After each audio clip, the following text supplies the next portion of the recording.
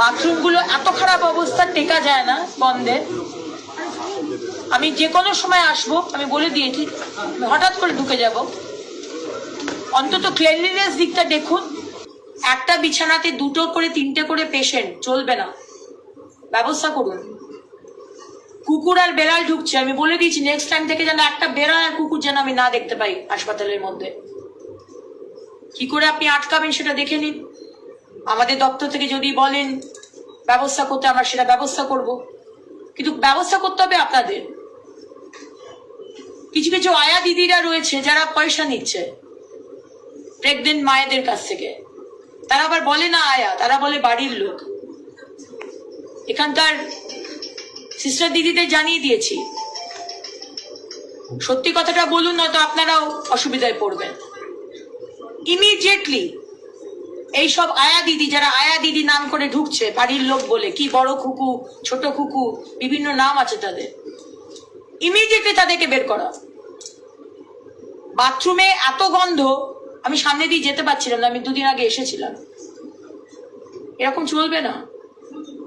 যারা যে কাজের দায়িত্ব দেওয়া হচ্ছে আপনারা সেই কাজটুকু করুন না, তাহলেই কারুর উপর চাপ পড়ে না। কিন্তু আমাদের তো কোনো দায়িত্বই নেই।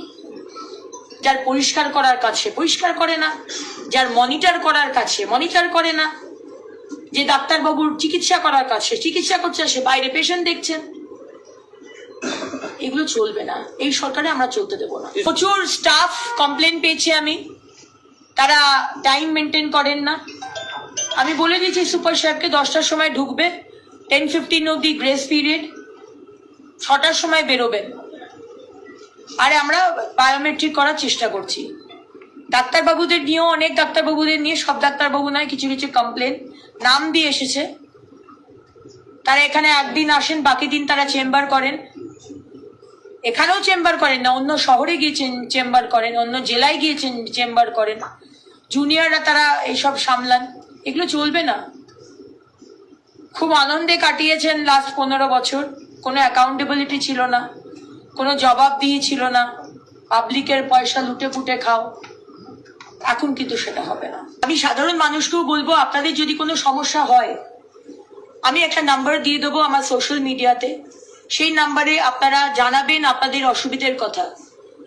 এই হাসপাতালে এসে বা আমাদের প্রাইমারি হেলথ সেন্টারগুলোতে গিয়ে আপনারা কি অসুবিধার মধ্যে পড়ছেন, কোন মানুষটা আপনাদের সাথে দুর্ব্যবহার করছে, কোন সিস্টার দুর্ব্যবহার করছে, কোন আয়া দুর্ব্যবহার করছে, কোন হাসপাতালের আধিকারিক দুর্ব্যবহার করছে, সার্ভিস পাচ্ছেন না,